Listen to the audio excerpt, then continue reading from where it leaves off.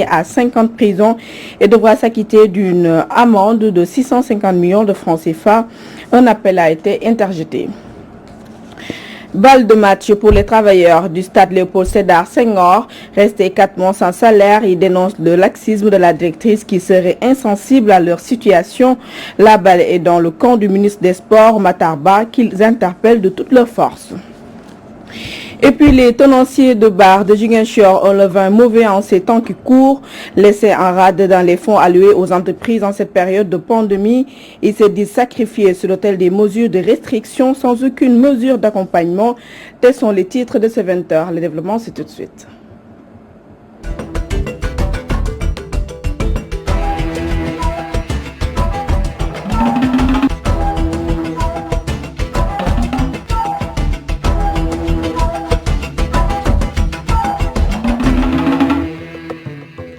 Lamine Dia, condamné à 4 ans de prison, dont 2 avec sursis et 500 000 € d'amende. Il a été retenu coupable d'abus de confiance, de corruption active et passive. Son fils, Pape Massata Diack, écope d'une peine de 5 ans de prison et d'une amende d'1 million d'euros. Et le tribunal de la 32e chambre du tribunal de Paris a maintenu un mandat d'arrêt international à son encontre. Le récit signé Issatine. 4 ans de prison, dont 2 ans ferme, c'est la peine que la 32e chambre du tribunal correctionnel de Paris a infligée à l'ancien président de la Fédération internationale d'athlétisme, le patron de l'IAAF de 1999 à 2015. Lamine Diack est reconnu coupable de corruption active et passive. Il lui est reproché d'être impliqué dans un réseau de corruption voué à cacher des cas de dopage en Russie. Ce verdict tombe à l'issue d'une longue procédure débutée en octobre 2015 et d'un procès organisé en juin 2020, il doit par ailleurs s'acquitter d'une amende maximale de 500 000 €, soit plus de 324 millions de francs CFA. Dans ce procès, tous les 6 prévenus sont reconnus coupables, mais la peine la plus lourde a été prononcée contre le fils de Lamine Diack, Pape Massata, qui est resté à Dakar et avait refusé de comparaître au procès. L'ex-consultant en marketing de l'IAAF a été condamné à 5 ans de prison ferme et 1 million d'euros d'amende, soit plus de 649 millions de francs CFA. Et le tribunal a maintenu un mandat d'arrêt international à son encontre. Des peines de prison ont par ailleurs été prononcées à l'encontre des 4 protagonistes. 2 ans avec sursis et 140 000 € d'amende pour l'ancien chef de l'antidopage à l'IAAF, Gabriel Dolé, et 3 ans de prison, dont 2 ans avec sursis et 100 000 € d'amende pour l'avocat Habib Sissé qui conseillait Lamine Diack. Quant aux 2 responsables russes jugés en leur absence, ils ont été respectivement condamnés à 3 et 2 ans de prison. Lamine Dia condamné à 2 ans de prison et 2 ans en sursis. Ses avocats rejettent la décision du tribunal et parlent d'un procès entaché d'irrégularité. Je vous propose de suivre Maître Simon Dia, il est l'avocat de Diack Père. Nous venons de prendre connaissance du verdict. Nous vous annonçons tout de suite que la défense de M. Diack va faire appel de cette décision. Cette décision est une décision qui est injuste et inhumaine. Elle est injuste parce qu'on voit que le tribunal a cherché à faire dans le politiquement correct, a voulu se servir de M. Diack comme étant en bouc émissaire. En lisant cette décision, le tribunal nous a montré qu'il n'a fait que épouser de façon entière la thèse du parquet. Aucun élément présenté par la défense n'a été écouté. Toutes les thèses du parquet ont été épousées sans recul. Alors que le parquet, à la fin du réquisitoire, avait dit « j'ai des doutes », aujourd'hui nous avons un tribunal qui n'a plus de doutes. Le tribunal a des certitudes. Nous avons noté plusieurs incohérences, notamment quand on nous dit qu'il y a eu financement de campagne, mais que dans le même temps on reconnaît qu'on n'a vu aucune trace de ce financement-là. Voilà. On nous dit qu'il y a abus de confiance, que 15 millions de dollars auraient été détournés par le biais de contrats. Mais ceux qui ont signé le contrat ne sont pas mis en cause.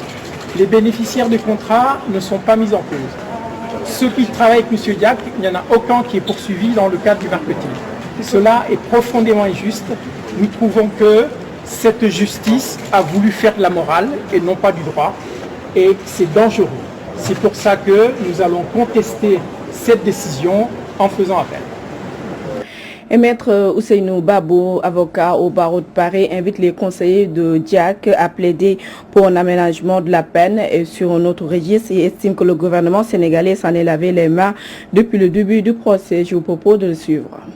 Il ne faut pas oublier, le parquet avait demandé une peine d'emprisonnement de 4 ans et 500 000 € d'amende à l'encontre de Lamine Diack. Donc on peut dire que le tribunal judiciaire a accédé à la demande du parquet financier. Maintenant, il appartiendra à Lamine Diack et à ses conseils de relever appel de cette décision, tout en sachant que le délai d'appel est de 10 jours. Et que aussi le parquet, le procureur général de la cour d'appel, peut aussi relever un appel incident à la suite de l'appel de M. Lamine. Cela veut dire quoi? Cela veut dire que on s'achemine peut-être probablement vers la cour d'appel qui va réexaminer également les faits. Donc, et tout en sachant que également, si le parquet financier relève un appel d'incident, la peine pourrait être augmentée. Parce que n'oublions pas que on est dans les délits donc de blanchiment. Donc, c'est prévu par l'article 324 du Code pénal français. Donc, il y a aussi les délits de corruption active et passive qui sont prévus au niveau des articles 433 et suivant du Code pénal français. Donc,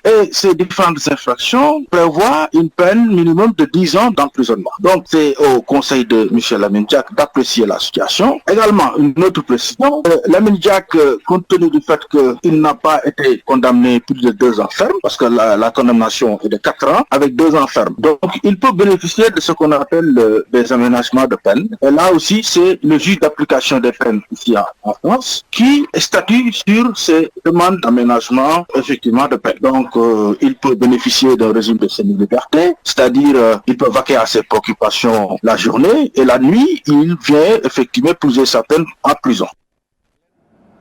Changeons de sujet pour parler des travailleurs du stade Léopold Sédar Senghor qui ne jouent plus, restés 4 mois sans salaire. Ils fustigent l'attitude de la directrice qui semble trop peu se préoccuper de leur sort. Ils interpellent le ministre des Sports, Matar Ba, Jean-Christophe Diédiou, interrogé par Mamoudou Diaby Gassama. Nous, on n'accuse personne. C'est juste pour savoir exactement comment on peut faire par rapport des gens qui sont capables à nous rendre service. On est des pères de famille, on a aussi des engagements. Il y en a d'autres qui ont même perdu leurs parents, il y en a d'autres qui ont perdu même leur mari. Donc tu vois que c'est difficile. Donc il faut que tous ces gens-là essaient quand même de voir de quoi pour payer le loyer, payer tout ce qu'il faut quand même. On réclame les salaires. On réclame aussi les avantages comme tout un chacun. C'est-à-dire, elle nous avait promis qu'elle devait nous payer. Par la suite, elle nous a dit, vraiment, je ne peux pas payer parce que c'est les moyens qui font défaut.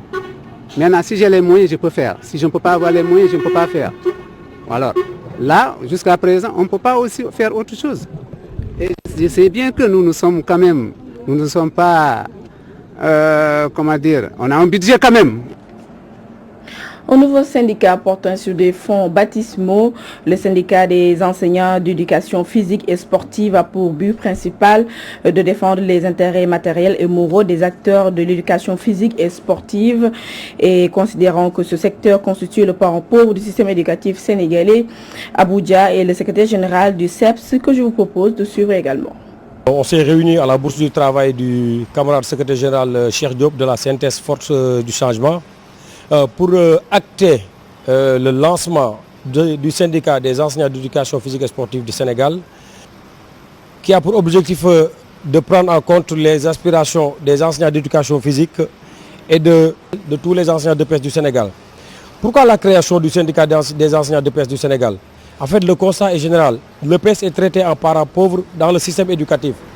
Et le nombre de 3198 enseignants d'EPS, tout grade confondu, dispersés dans la catégorie des professeurs de l'éducation physique et sportive, communément appelés PEPS, cette variété du personnel fait que les syndicats classiques ne maîtrisent pas la question EPS.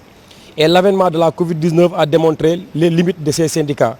C'est la raison pour laquelle nous avons porté sur les fonds baptismaux le CEPS, qui sera l'interlocuteur privilégié de l'État du Sénégal parce que nous serons là, on va faire face pour défendre les intérêts des enseignants d'éducation physique et sportive du Sénégal.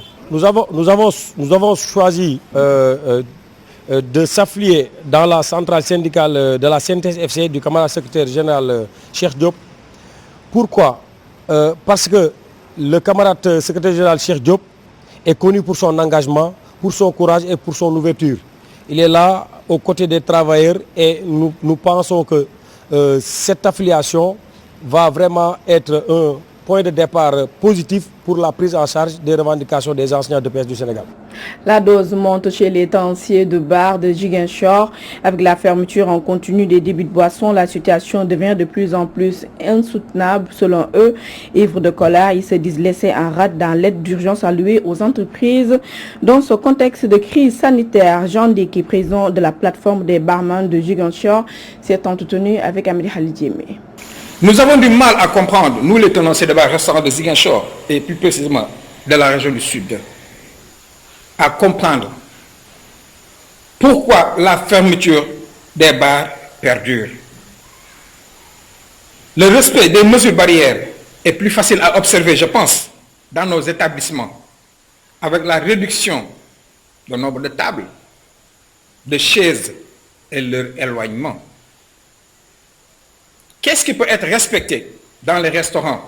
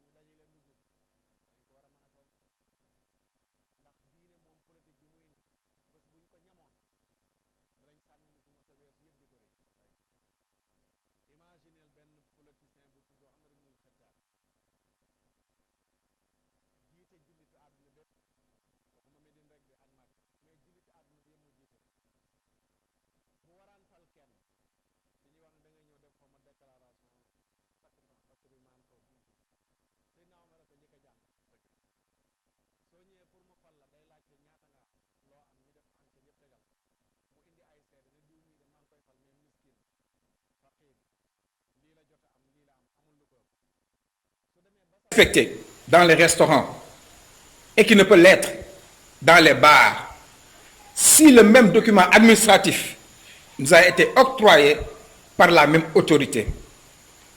Le droit d'exercer ne peut plus nous être refusé. 7 mois de souffrance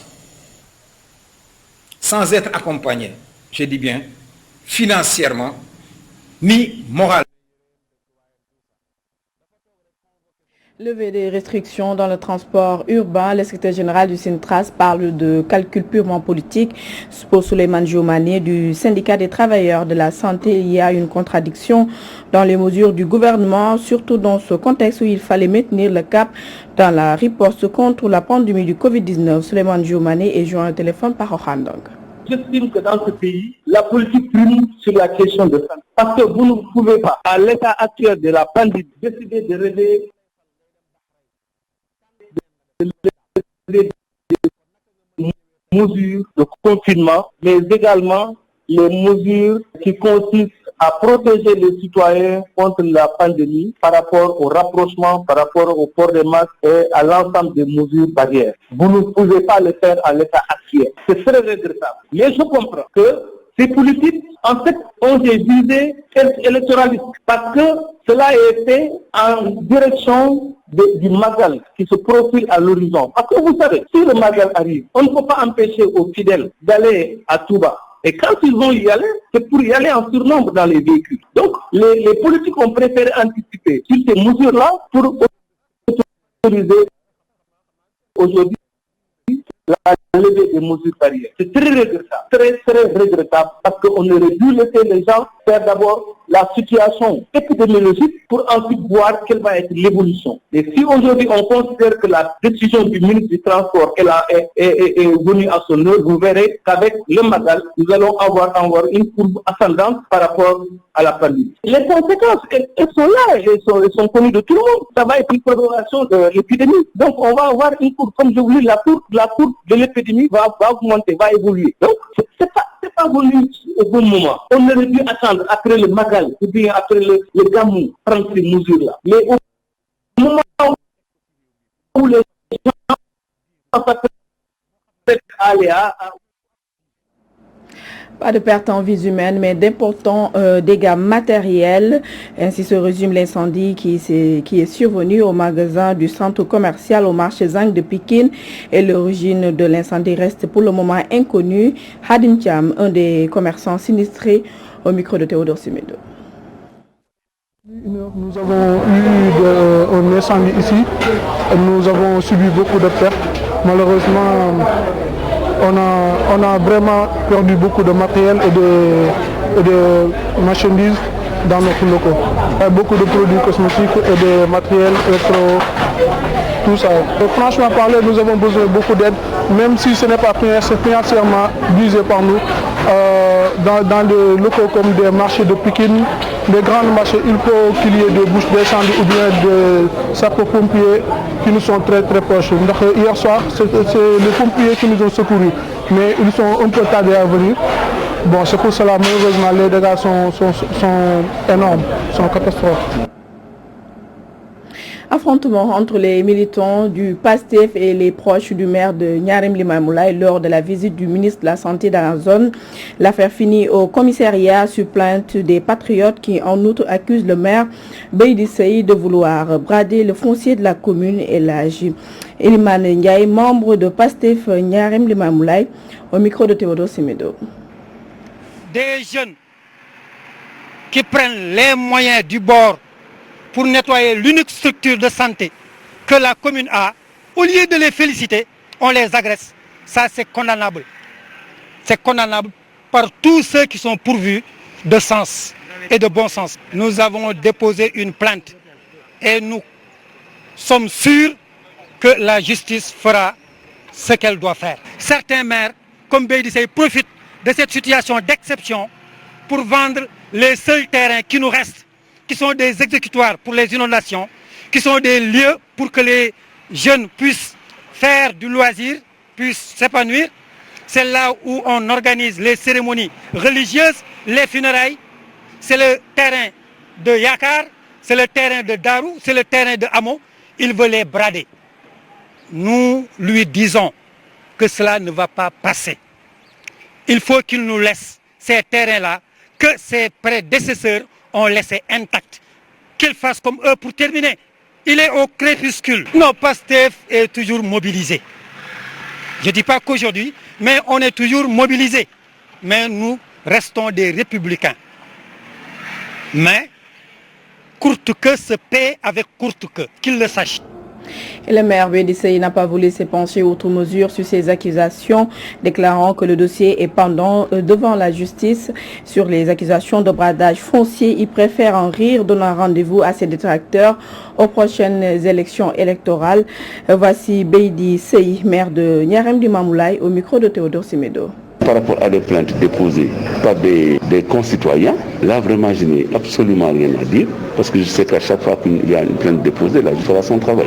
Donc j'attends comme tout le monde de voir d'abord ce qui est le contenu de la plainte et de voir également aussi d'écouter la réaction de la police et de la justice. Donc sur ce point je ne veux pas faire de commentaires, mais en tout état de cause, ce que moi je sais, c'est que tous ceux qui sont de Niarem Limamoulaye, de manière particulière, mais de manière générale, tous ceux qui sont de la banlieue, c'est ma famille. Et je remercie Dieu que les choses en soient restées à ce stade la fois dernière à l'occasion de la visite du ministre de la Santé et de l'Action sociale. Et nous étions dans une activité, n'est-ce pas, administrative et qui n'avait rien à voir, à mon avis, avec ces combats politiques. Et ceux qui ont envie de faire un combat politique, ils peuvent attendre parce que le moment ne doit plus être loin. Que les gens soient sur le terrain pour montrer ce qu'ils savent faire. Mais puisque les choses, c'est des plaintes déposées, moi j'attends ce que la justice fera.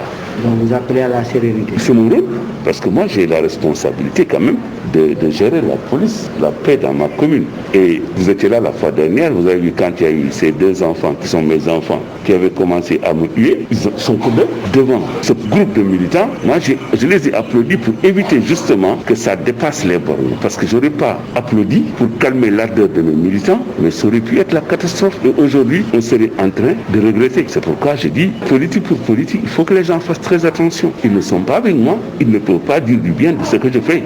Mais heureusement que les populations sont là. Et le moment venu, ceux qui devront arbitrer, arbitreront. C'est les populations. Le président du mouvement Sénégal Conscient en visite dans les zones sinistrées de Thiès, Aliou Lo, qui va profiter de l'occasion pour demander la décentralisation du plan Orsec dans les régions de l'intérieur. Ibrahim Ndiaye pour plus de précisions.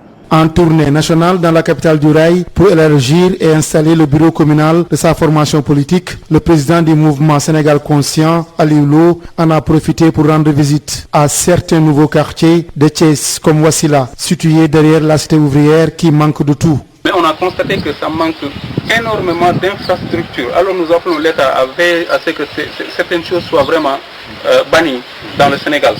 Parce que moi je ne peux pas comprendre un quartier qui est habité par des citoyens sénégalais qui ont contribué dans le contribuable sénégalais, qui ont mis leur poche, qui ont la main dans la poche pour payer les impôts et tout ce qu'il fallait, tout taxe. Or, ils ne peuvent même pas bénéficier d'une chose vraiment élémentaire et fondamentale, l'eau potable,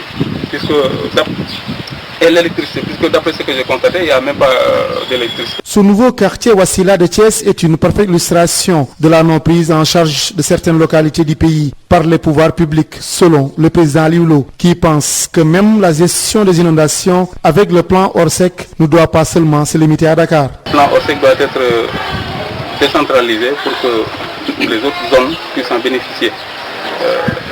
Ça cause, les inondations causent des dégâts considérables au niveau des zones urbaines, mais aussi dans les autres régions. Face à ces situations, il est urgent et important, selon le président du mouvement Sénégal Conscient, de repenser la citoyenneté, mettre au cœur des réflexions et actions publiques. Le mouvement Sénégal, c'est un mouvement citoyen et politique qui œuvre pour le bien-être de la société, qui essaie d'apporter son touche à la construction du Sénégal, d'un Sénégal prospère, émergent, mais aussi d'un Sénégal stable. On a tous constaté que dans le Sénégal, on a un déficit ou bien on manque trop bien même du sang, dans les banques de sang. Donc nous souhaitons faire des dons de sang d'ici le 15, à partir du 15, et nous allons le faire successivement toutes les semaines. Toutes ces raisons ont conduit le mouvement Sénégal Conscient et son président Aliou Lo d'entamer une tournée nationale pour prendre langue et contact avec tous les Sénégalais pour ensemble contribuer à la construction d'un Sénégal où chaque citoyen fait ses devoirs et jouit pleinement ses droits. Thiès, Walfadjri Radio TV, Ibrahim Ndiaye. Vers une formalisation de l'usage de balises de géolocalisation en mer, ceci pour mettre fin aux disparitions récurrentes d'embarcations et au nombre d'essais de pêcheurs en mer, programme initié par le gouvernement du Sénégal et qui a été présenté aux acteurs de la pêche de Guet-Ndar, c'est dans la région de Saint-Louis. Voici Ndiagassi, c'est un des porteurs du projet au micro de Gabriel Barbier. Nous sommes là aujourd'hui à Saint-Louis dans le cadre d'une mission de sensibilisation et de présentation de balises de géolocalisation, ce qui entre en droite ligne avec la sécurité des pêcheurs. Ça va permettre de les localiser en mer à temps réel, à moins de 5 minutes. Chaque 5 minutes, vous pouvez avoir la position réelle de votre pirogue, ce qui est important. Et l'appareil est composé de boutons qui nous permettent de communiquer. Vous pouvez signaler une panne de moteur, vous pouvez signaler si vous n'avez pas de carburant, vous pouvez signaler si vous avez vu un bateau qui est en train de pêcher illégalement, et vous pouvez signaler aussi si vous avez quelqu'un qui est malade à bord de votre embarcation. Et à cas où, si votre pirogue chavire, vous avez une alerte de détresse qui va permettre, qui met un système d'alerte partout, qui est universel, qui peut montrer votre position et en montrant que vous êtes en danger. Comme ça, les secouristes ne vont pas perdre de temps, ils vont aller directement au point que vous avez indiqué pour vous secourir.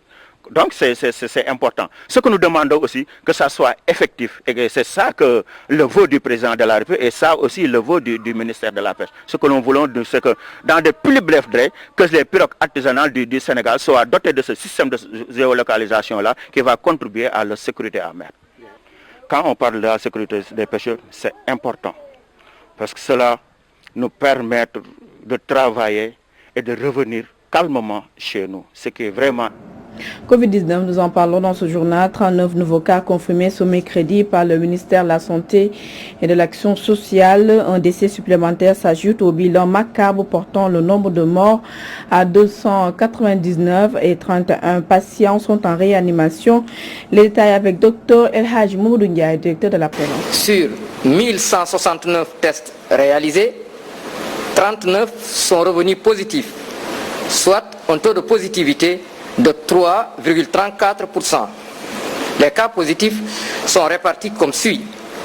21 cas contacts suivis par nos services, 18 cas issus de la transmission communautaire, 64 patients hospitalisés ont été contrôlés négatifs et déclarés guéris, 31 cas graves sont pris en charge dans les services de réanimation.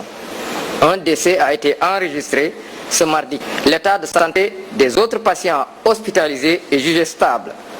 À ce jour, 14 568 cas ont été déclarés positifs, dont 10 756 guéris, 299 décédés et donc 3 512 patients sous traitement. Ainsi s'achève ce journal que j'ai eu le plaisir de vous présenter. Merci de nous avoir suivis et restez fidèles au programme de Walf TV. Au revoir et à demain.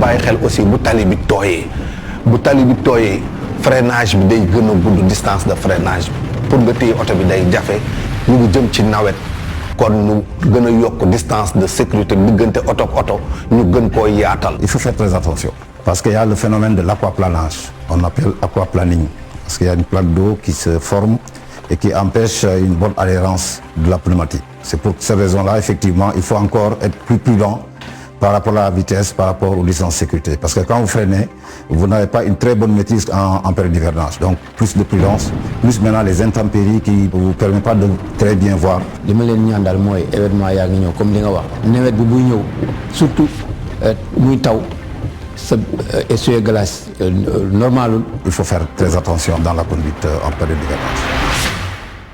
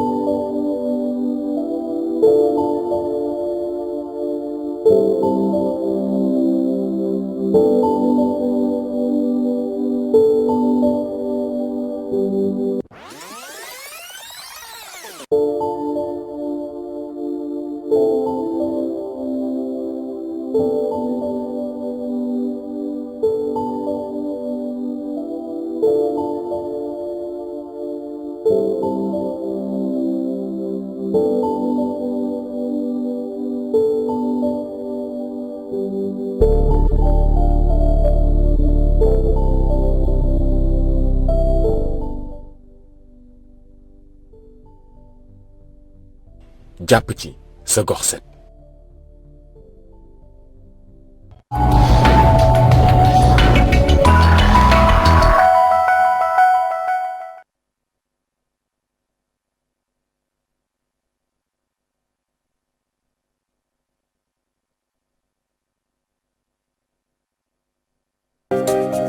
Restaurant chez Katia.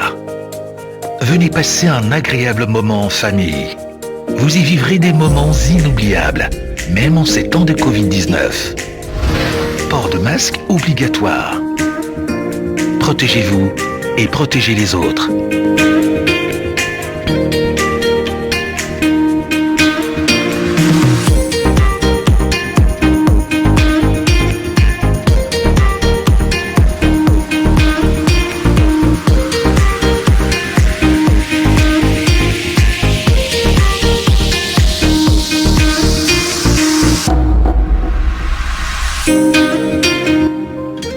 Gel hydroalcoolique à votre disposition. Mangez sainement. Vos menus en QR code.